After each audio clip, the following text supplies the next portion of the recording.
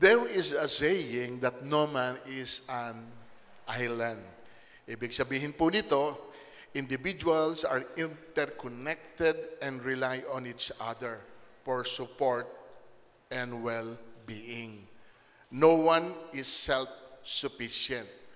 Kaya nga po, sinabi po dun sa Roma chapter 14, verse 7, "For none of us lives to himself, and none of us dies to himself." So, ang title po ng message po natin ngayon ay pinamagatan po natin, "You cannot live alone." You cannot live alone. At tama po ito mga kapatid, sapagkat mismong sa bibig po ng ating Panginoon, binitawan po niya, nung likhain po niya si Adan, ang sabi po ng Panginoon, "It is not good for man to be alone." So kaya po sa atin mismong Panginoon, hindi niya gusto na tayo po ay mag-isa o tayo ay mapag-isa. So I have a personal question sa bawat isa po sa inyo. Masaya po ba kayo kapag tayo ay nagkikita-kita? Ayon. Mas maligaya ba kayo kung tayo ay nagkakasama-sama? Kasi po mga kapatid, ang alam ko kung saan ka masaya, doon ka pumupunta. Amen. At kung sinong nagpapasaya sa iyo, iyon ang gusto mong makasama. Tama po ba? Sa awit 133, napakaligaya at kahanga-hanga sa ating pagmasi. Ang nagkakaisa at laging sama-sama na magkakapatid. Laging sama-sama na magkakapatid. Amen. Kung totoong masaya ka at maligaya ka kapag tayo nagkakasama at nakikita-kita, mga kapatid, bakit minsan hindi kita nakikita? Bakit minsan? At kung hindi tayo nakikita, then hindi tayo pwedeng magkasama. Tanungin mo nga katabi mo, bakit nga ba hindi kita minsan nakikita?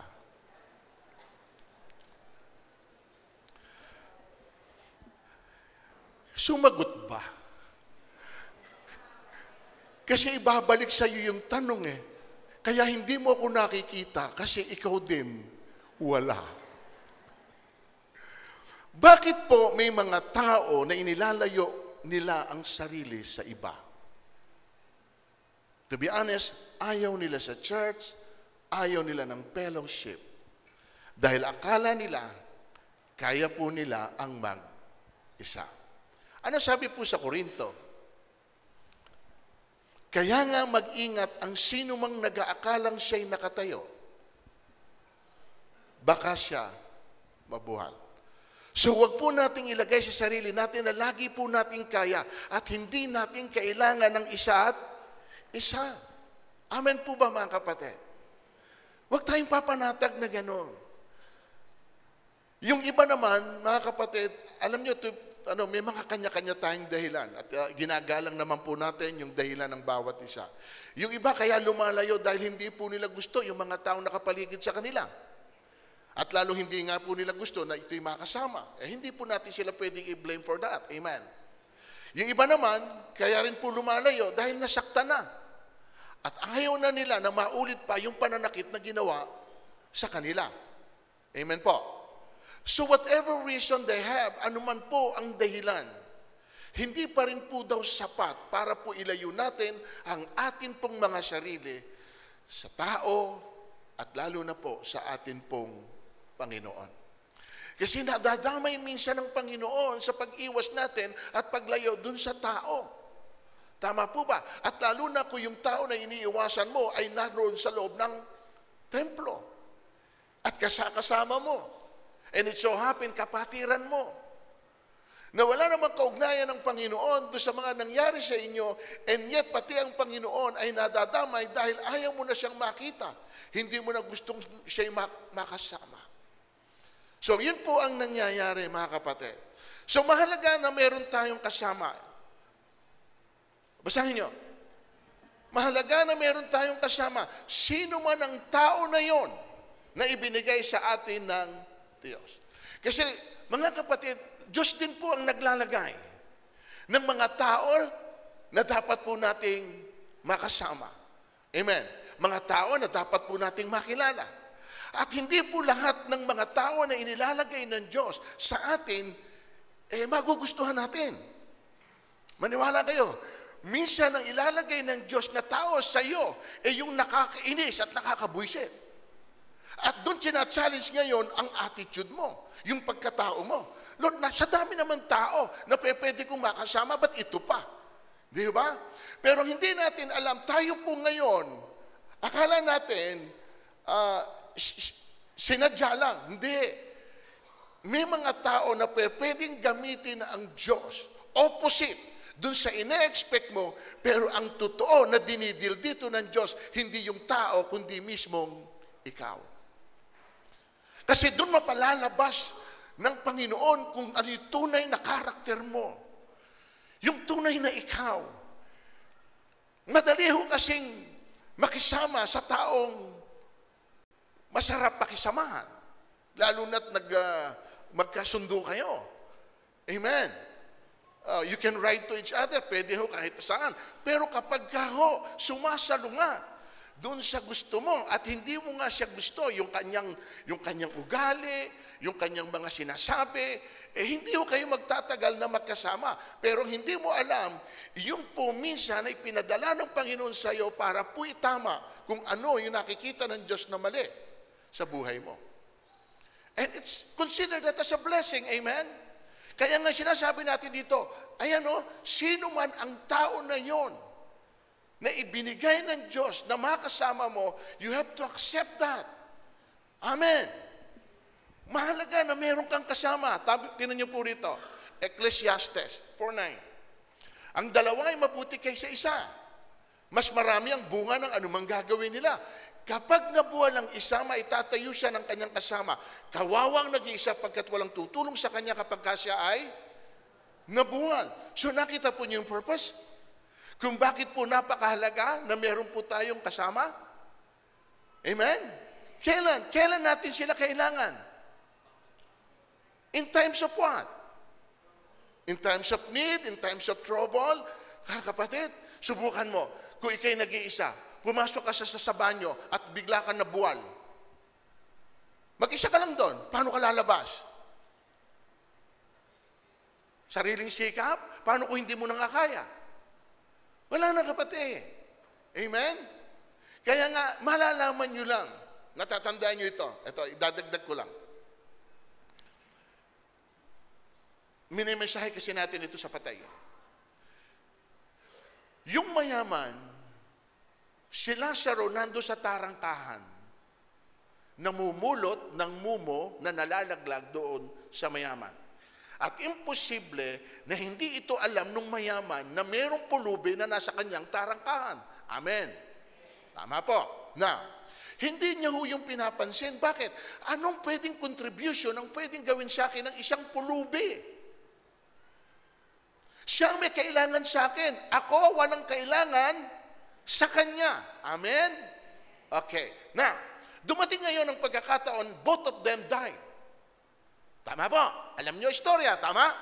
Nung mamatay at naghihirap na po yung mayaman, ano po ang sabi niya? Amang Abraham, utusan mo si Lazaro na isawsaw yung kanyang daliri sa aking labi sapagkat ako'y nagsasuffer sa lugar na ito, sa kalagayan ko. Pwede ba utusan mo? Here is my point.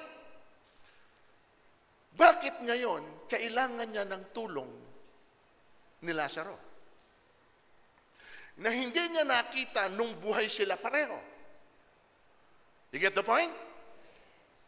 Oh, so ibig sabihin, kapatid, pwedeng hindi kita kailangan ngayon. Pero hindi ko pwedeng sabihin, hindi kita kailangan bukas. Sapagkat hindi mo hawak ang lahat ng pwedeng mangyari. At kung dinay kita ngayon, kung ini-ignore kita ngayon, dinidisregard kita ngayon, paano nga kung dumating yung pagkakataon na ikaw lang yung maaaring pwedeng makatulong sa akin na panahon na yon? Hindi ko nagawa sa iyo na tulungan ka nung kailangan mo ang aking tulong. Hindi tayo pwedeng magmalaki sa ating sarili kahit sinasabi natin self-sufficient ka. Amen. Kaya sinabi ng Panginoon sa John 15:5, ano sabi niya ron? Sapagkat wala kayong magagawa kung kayo'y ibig sabihin ni Lord, mga kapatid, hindi natin kaya kung wala siya at hindi natin siya kasama. Yun ang sinasabi niya rito. At lalo huwag tayong hihiwalay sa Diyos dahil hindi natin kaya na wala ang Diyos. At ang maganda, kasama na natin ang Panginoon, binibigyan pa rin tayo ng Diyos ng makakasama. Matthew 18:20, tinan niyo nakalagay. Sapagkat saan may 2 o 3 nakakatipon dahil sa akin, naroon akong kasama nila. Isa rin sa paraan para samahan tayo ng Panginoon. Kapag tayo daw ay nagtitipon na may kasama, hindi nag-iisa. Where 2 or 3 gathered together in His name, there He is in the midst of them. Kaya importante mga kapatid, kahit hindi pa natin kapalagayan, kahit hindi pa natin gusto, kung sino man yung tao na inilalagay ng Diyos sa buhay mo na maging bahagi nito, kailangan tanggapin mo, mga kapatid. Amen. So dito pa lang sa atin pong binasa, gusto po ng Panginoon na tayo ay may kasama. At lalo na po sa pagtitipon natin sa mga gawain po niya. Ang sinasabi ko pong kasama ay yung mga taong may Diyos, may pananampalataya sa Diyos, mga kapatiran natin sa Diyos. Amen? Baka kasi po ma-misunderstood po niyo ako, na kahit sino na lang, kahit mali na yung tao na sinasamahan niyo, okay lang sa inyo. Dahil mahalaga na may kasama kayo.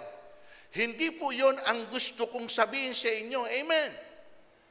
Titingnan din po natin kung ano po yung influence ng tao na nakakasama natin sa buhay po natin. O bakit ko nasabi? 33 ng ano? O, mag-ingat ang masamang.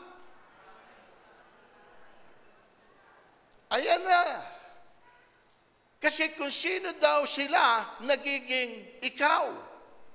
Lalo na't madalas mo silang nakakasama, madalas mo silang nakakausap. Pati nga minsan yung mannerism nila nakokopya mo Amen. Di ba? Meron din tayong kasabihan ganito.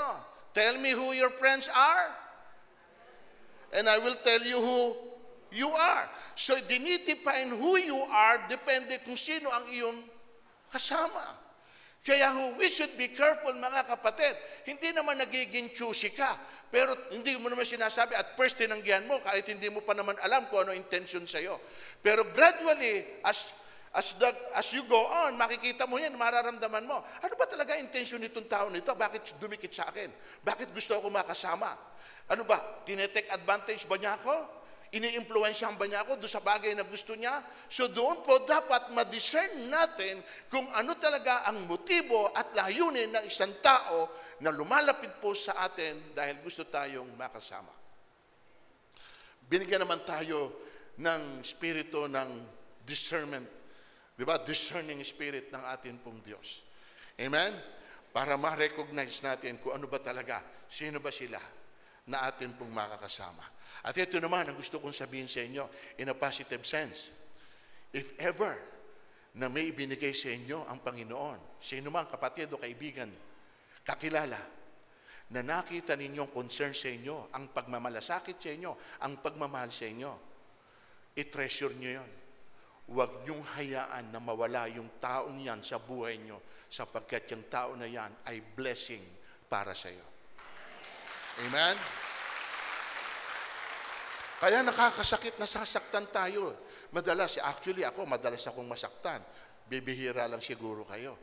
Kasi oras na dumating kayo sa buhay ko, kinukonsider ko kayo blessing sa buhay ko Sa akin, blessing ito.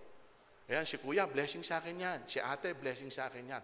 Ramdam ko yon, blessing sa akin. At sa oras na nawawala ka, doon ako nasasaktan. Bakit? Kasi yung nagiging pagpapala sa akin, parang unti-unti nang nawawala.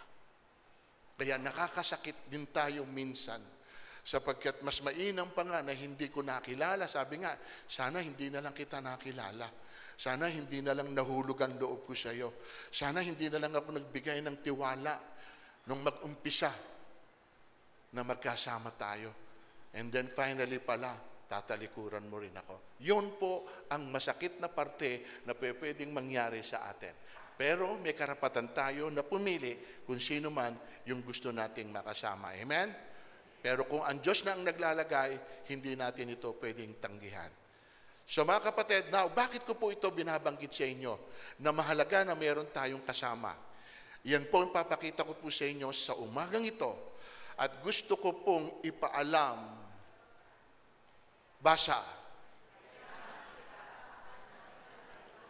Sabihin mo sa katabi mo.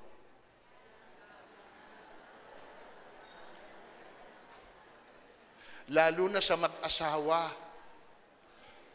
Yan ang masarap sabihin sa mag-asawa. Kailangan kita. Sana kailangan mo din ako. Amen? Yan ang masarap na maramdaman eh. We need each other. Amen? So ang unang puntos kung bakit masaya, mahalaga na tayo magkakasama-sama, ito yung purpose. We encourage one another. Nakaka-encourage ba kayo?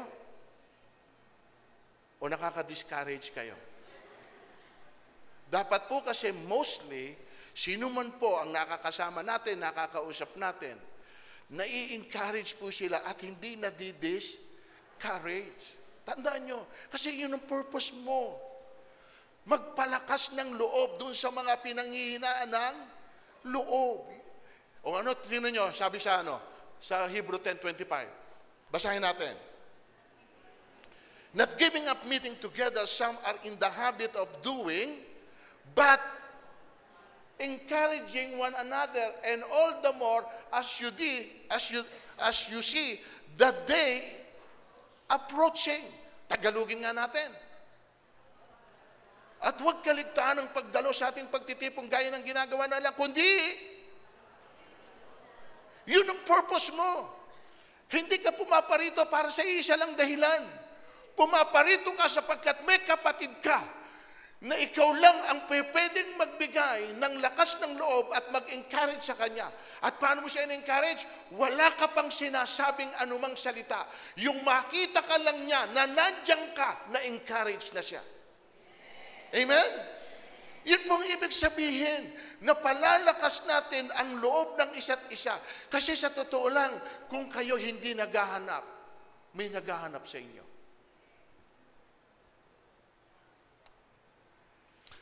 Hindi nyo ko makikita umagang-umaga sa loob. Nandun ako sa office, nakatingin ako sa bintana, at lahat ng pumapasok, tinitingnan to. Salamat ka ako, nandyan si kapatid. Pero pag meron akong hindi nakita, malungkot ako. Hindi ka ako naka-attend na naman si kapatid. Lagi akong, alam nyo ba yung sa prodigal son?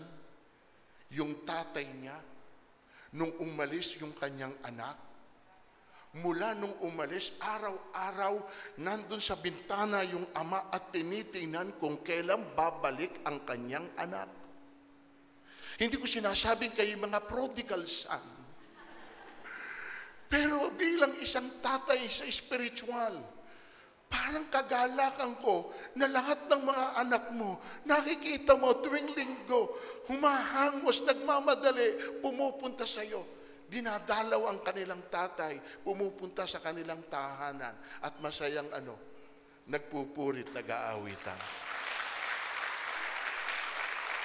Ang sarap tingnan. Ang sarap tingnan noon. Hindi ba mga kapatid?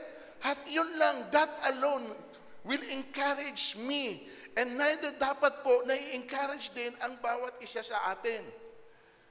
So yan ang layunin ng ating pagtitipon, amen? Para palakasin ang isa't isa.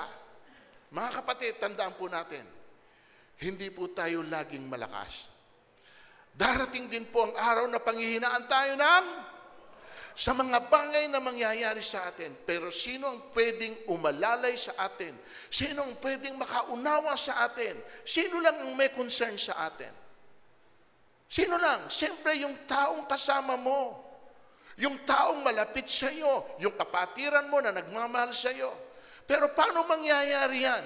Kung inilalayo natin ang sarili natin sa kanila, umaatin nga tayo, pagkatapos ng service, uwi na tayo, nagmamadali pa. Naunawaan ko kayo kung talagang may gagawin ka pa. Pero hindi naman ganito lagi ang sitwasyon. Amen? Sana may oras din tayong inilalaan sa kanila na makasama sila, makausap sila, makilala sila. Kasi hindi mo alam na iyan pala ang makakatulong sa iyo. Yung iniiwasan mo. Siya pala yung makakaunawa sa iyo. Sila pala yung magmamalasakit sa iyo. Yung mga kapatid mo. Amen? Tandaan po natin again, pwedeng hindi natin sila kailangan ngayon. Pero paano kung sabihin nila, ikaw, kailangan namin. Ikaw, pwede mo sabihin sa amin, hindi mo kami kailangan ngayon. O kami naman at tanungin mo, paano kung sabihin ko naman sa iyo, ikaw, kailangan namin. Nakakalungkot na ipinagdadamot natin ang sarili natin sa iba na tayo palang makakatulong sa kanila dahil pinanghihinaan na sila ng loob. Idiin mo nga yung merong damdamin. Humarap ka sa kaliwat kanan mo, kailangan kita.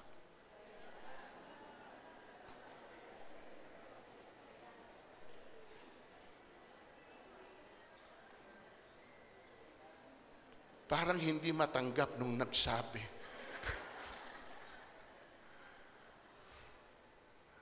Totoo? Kailangan mo ko? Hindi ko maramdaman. Ito po ang sabi, mga kapatid. Thessalonian. At susuguin sa inyo ni Timoteo na ating kapatid at lingkod ng Diyos sa pangangaral ng mabuting balita tungkol kay Kristo. Sinugo namin siya upang patibayin ang inyong pananalig sa Panginoon at palakasin ang inyong loob. Dito sa tekstong ito, may pinanghihinaan ng loob. Amen? Pinanghihinaan ng loob at pananampalataya.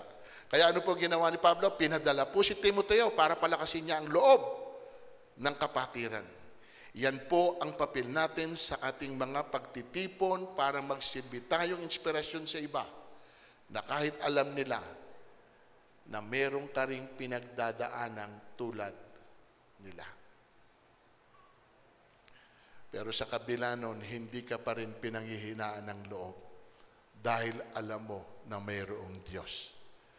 At alam mo na mayroong kapatiran na nariyan para sa iyo. Amen? Palakpakan nga natin ang Panginoon doon. Diba? Ang sarap nun na alam mo na merong nakaagapay sa iyo. Yung nakahanda na magsakripisyo din. Alam niyo ba, mga kapatid, ang mas doble ang blessing? Yung sa kabila na mismong ikaw may pinagdadaanan, pero nagagawa mong abutin yung kapatid mo na may pinagdadaanan ding tulad mo. Kung hindi mo siya mai-encourage dahil meron kang dinadala, at hindi ka rin niya kayang encourage kasi meron din siyang dala, paano niyo palalakasin ang isa't isa? Tingnan niyo ito, ewan ko lang kung nangyayari sa inyo. Bakit yung mga magulang natin kahit bigat na hindi nagpapahalata sa atin bilang mga anak? Alam niyo dahilan? Kasi ayaw nila na makitang pinanghihinaan kayo ng loob. Dahil kung ang kalakasan natin ay nasa kanila bilang magulang natin, at makikita natin na nanghihina na rin ang loob nila, wala na rin tayong pwede pong pagkunan ng lakas ng loob. So therefore, lahat tayo bibigay na.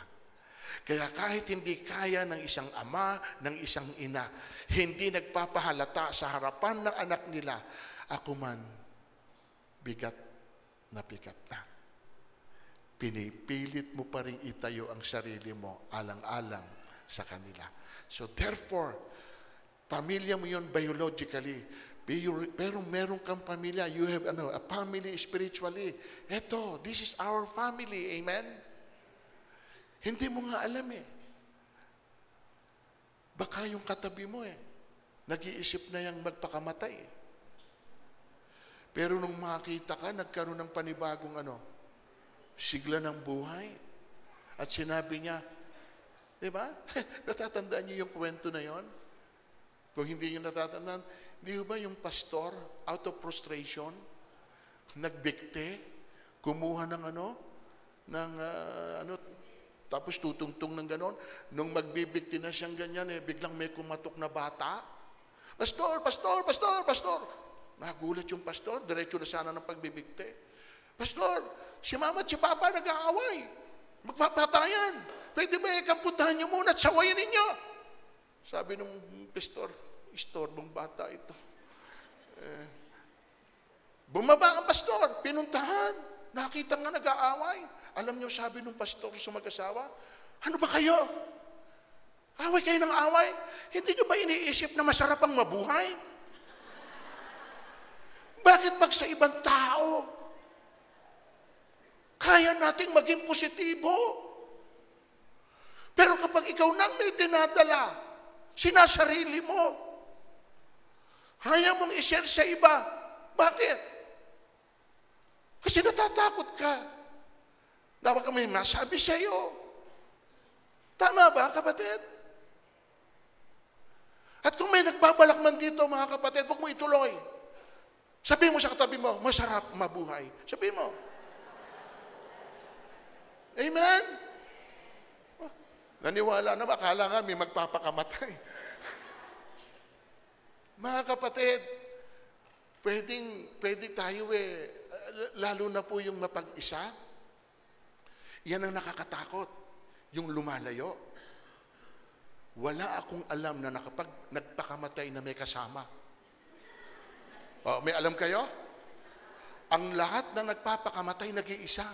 Dahil kung may kasama yan, hindi niya magagawa ang magpakamatay. Amen? Kaya mahirap ang nag-isa. Dahil kapag nag-iisa ka, ang utak mo, kung ano-ano ang, pero kung may kasama ka, kahit hindi mo pa gusto, daldal ng daldal, nalilibang ka. Amen? At hindi ka nakapag-iisip ng kung ano. Kaya sabihin mo sa katabi mo, blessing ka pala. Ayan, kahit madaldal ka. Ganun lang kasimple. Amen? Okay pa ba kayo dyan? 1 Peter 5:12. Ano sabi? Sinulatan ko kayo sa tulong ni Silvano, isa nating kapatid na lubos kong pinagtitiwalaan. Sa pamamagitan ng maikling sulat na ito, ay nais kong palakasin ang inyong loob. At patunayan sa inyo na ito nga ang tunay na kaloob ng Diyos. Manatili kayo sa biyayang ito. Nakita po ninyo, kahit sa paanong paraan po in-encourage? Sa paanong paraan? Sa maikling? Sa pamamagitan ng sulat. Amen. Ginawa po niya ito para palakasin yung kapatid. Ngayon, uso pa ba sulat? Anong uso ngayon? Text na. Ano nakalagay sa text? GCash. Paano natin ini-encourage? Amen? Kailangan ini-encourage natin, mga kapatid, even po sa text. Kumusta ka na, kapatid? Hindi kita nakita last Sunday. Ano ba nangyari? O at least, na-update ka. Naku, may pinuntahan kami. Nag-birthday si ganito. Meron kami at least alam namin na walang masamang nangyari sa iyo. Panatag kami. Pero kung wala kaming update sa iyo, at walang magte-text sa inyo, hindi natin alam, yan nangyayari na pala, mga kapatid. Amen? So, wag po nating hayaan. Church, kailangan kanila. At darating din ang araw, sila naman kailangan din natin. Ano pang purpose? We exhort one another. But exhort one another every day, as long as it is called today, that none of you may be hardened by sin, by the deceitfulness of sin. Sa halip, magpaalalahanan kayo araw-araw, habang may panahon pa upang ang sino man sa inyo hindi madaya at maging alipin ng. Alam niyo po ba kung bakit mayroong malayo sa Diyos? At maging sa kanilang pananampalataya, may nalalayo sa Diyos? Kasi wala hong pumapansin sa kanila. Walang nagpapaalala sa kanila. Walang umaabot sa kanila. At hindi naman daw po natin masisisi yung iba nating kapatiran na hindi nila ito ginagawa dahil meron din naman po tayong mga kapatiran na ayaw nila na sila'y pinapaalalahanan. Ayaw din nila na sila'y pinagsasabihan. At para hindi na lang tuluyan na makaupen tayo sa kanila, hindi na natin gagawin na sabihan sila, paalalahanan sila. Hindi na lang tayo kikibo. Pero dito ang sinabi, mga kapatid, ni Lord, hindi naman po sinabi, huwag kayong kumibo eh. Ang malinaw na sinabi ng Diyos ito, magpaalalahanan kayo araw. Bakit araw-araw? Bakit hindi kada isang linggo lang? Magpaalalahanan ng araw-araw. Kasi araw-araw maraming pwedeng Kaya hindi natin bibigyan ng puwang ang kaaway na meron siya na madadaya po sa atin. Kaya mahalaga na nagpapaalalahanan tayo sa isa't isa. Kalooban ng Diyos na paalalahanan kayo, yun po ang magpapatibay po sa atin ang salita ng Panginoon. Kaya huwag po ninyo sana itong samain. Amen? Kapag mahal kayo, may magpapaalala sa inyo. Pero kapag wala ho silang pakialam sa inyo, wala hong magsasalita sa inyo. O ano dapat natin pagpasalamat? Kahit minsan naiirita ka na sa sinasabi nila, basta mahalaga, may concern sila sa iyo. Mga kapatid, lubos akong naniniwalang kayo puspos ng kabutihang may sapat na kaalaman at marunong magpaalalahanan. Gayunman, sa sulat na ito'y naglakas loob akong paalalahanan kayo tungkol sa ilang bagay. Ginawa ko ito dahil sa kaloob ng Diyos sa akin. Nakita niyo yung word na ginamit, naglakas ako ng loob. Bakit po?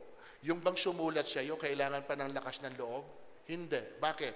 Sapagkat hindi madali na parang panghimasukan mo ang isang tao sa kanyang pribadong buhay.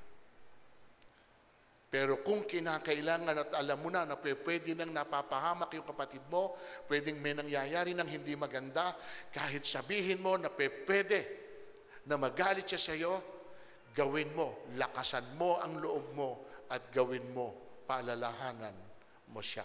Amen? At least, nagdamdam man siya sa iyo, minsan lang, pero naitama mo at naisalba ang kanya pong buhay. Amen? So ano pa mga kapatid? Colossians 3:16, ang mga salita ni Kristo itanim nyo sa mabuti sa inyong isip, magpaalalahanan kayo at magturuan ng buong. Umawit kayo ng salmo, mga himno at mga awiting spiritual na nagpapasalamat sa Diyos. So, yun po yung purpose, kapatid. Magpaalalahanan tayo lagi. Let us exhort one another. At ang salita lang ng Panginoon ang pwedeng magpalakas ng loob sa atin. Ecclesiastes 4:10, kapag nabuwal ang isa, maitatayo siya ng kanyang kasama. Kawawa nag-iisa pagkat walang tutulong kapag siya ay nabuhal. So, dahil dito, patuloy kayong magpaalalahanan at magtulungan tulad ng ginagawa ninyo ngayon. So, binanggit ko na yung bawat isa. Nakita nyo, iba't iba pong teksto, pero iisa po ang pinaabot, magpaalalahanan kayo. Ganun po ito kahalaga. And finally, mga kapatid, ano yung purpose kung bakit po tayo nagkakasama-sama at nakikita-kita? We earnestly pray for one another. Okay? Sabi po ron sa James, therefore confess your sins to each other and pray for each other so that you may be healed. The prayer of a righteous person is powerful and effective. Tagalogin natin, kaya nga ipagtapat nyo sa inyong kapwa ang inyong mga kasalanan at ipanalangin ang isa't isa upang kayo gumaling. Malaking nagagawa ng panalangin ng taong matuwid. Paano mo ipagtatapat sa kapwa mo? By means of what? Sasabihin mo na lang sa text. Okay, kahit magkalayo kayo. Pwede naman din, ipanalangin nyo. Basta ang mahalaga, nagkakaugnay kayo. Nagkakaalaman kayo. It doesn't mean, mga kapatid, hindi po necessary na tayo po ay laging magkasama. Kung meron naman tayong access na pwedeng magawa ito kahit tayo ay magkalayo. Sa bahay mo, nasa bahay ako, may problema ka, tawag ka sa akin. O, Bishop, meron lang po akong i-confide sa inyo, meron lang po akong pinagdadaanan, please pray for me. So yun, magagawa po natin. Amen? Huwag po kayong mag-hesitate po na, na kung talagang meron kayong kabigatan, magsabi po kayo, may mga kapatid tayo, open naman po ang linya nila, text po kayo, and willing po na kayo po ay amin po ipanalangin. At kapag medyo mabigat po yung concern ninyo, every Saturday may prayer meeting po tayo, may mga list po doon na talagang isinasama natin sa atin pong prayer. So kaya po, natutulungan po natin ang isa't isa. So ipanalangin ng isa't isa upang kayo gumaling. Amen? Prayer of healing. Kanina binanggit ko, hindi ko laging matatag o matibay, na hindi ka panghihinaan ng loob. Lalong hindi ka malakas para labanan mo ang lahat ng tukso at pagsubok. Ngayon, kailangan natin ng prayer. At kung hindi natin ito magagawa sa sarili natin, may kapatid tayo na gagawa nito para po sa atin. Amen? Provided na alam po nila kung ano po yung dapat nilang ipanalangin. Kasi kung hindi nyo sinasabi kung ano po specific, yung talagang dapat nating iluhod sa Panginoon, then hindi natin to maitataas sa Diyos. Amen? So alam nila kung anong kailangan mo, alam nila kung ano ipapanalangin para sa iyo. Kaya sabi rito, ipagtapat ninyo at ipanalangin nyo ang isa't isa. So gaano kahalaga panalangin? Sabi rito, gumagaling ang may sakit sa tulong ng panalangin ng taong may matuwid na pamumuhay. Amen? Numbers 14:20. Sinabi ni Yahweh, dahil sa panalangin mo, pinatawad ko na sila. Prayer of forgiveness. Kita nyo kapatid kung ano ang pwedeng dalhin ng panalangin? Kung tayo nananalangin sa isa't isa, pinagtapat mo kung ano man yung pinagdadaanan mo, and then through prayer, ano sabi ron? You can receive forgiveness from God. Not only healing, forgiveness. O ano pa? Ang pwedeng benefit po ng prayer. Isinama namin si Pablo at Silas at yumaon sila matapos ipanalangin ng mga kapatid na naway, ingatan sila ng, yun ang purpose din. Kapag tayo nagkakasama, sino ang pinagpe-pray natin? Mga kapatid natin. Yung kapatid natin mag-a-abroad, pag-pray natin na makarating na maayos at makabalik. Merong magbabakasyon ngayon, di ba? Maraming mga nangyari, di ba? Mga nagbakasyon, hindi na nakabalik. Amen? Nahulog yung bus na sinasakyan. Nahulog yung kanilang sasakyan na, yung van, nabangga yung kanilang sinasakyan. Kapatid, napakaraming pwedeng mangyari. At kung hindi po natin sila maitataas in prayer, so wala po silang proteksyon. Vulnerable po sila sa pwedeng mangyari. So yan ang atin pong maging papel. Amen? Dito specific kung sino ang pagpe-pray natin. Ang lahat ng ito'y gawin ninyo sa pamamagitan ng panalangin at pagsamo. Manalangin kayo sa lahat ng pagkakataon sa patnubay ng Espiritu. Kaya lagi kayo maging handa at patuloy na manalangin para saan? Sa lahat ng hinirang ng Diyos. Prayer for the servant of God. Bakit? Lalo na especially sa amin. Diba? Kasi kapag kami ang bumagsak, kapag kami ang natisod, kapag kami nagkamali, lahat po kayo hindi pwedeng hindi maapektuhan. So mga kapatid, yan ang dahilan, kaya po tayo nagpupunta rito. Para magpalakasan, para magpaalalahanan, para magpanalanginan. At kung ito po ang nangyayari po sa atin, maraming magagandang bagay tayong mararanasan. Bunga ng pagpapala at pagsamba natin sa Diyos. Sana may makasama kayo at makilala kayo mula sa mga kapatiran dito. Na siyang mag-aalaga sa inyo, na siyang magpapalakas ng loob nyo, magpapaalala sa inyo kung kailangan at laging mananalangin para sa inyo. Again, sabihin natin, kailangan kita, sana maisip mo rin na kailangan mo din ako. Basahin natin.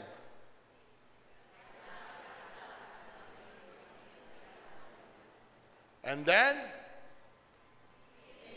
palakpakan natin ang Panginoon. Amen?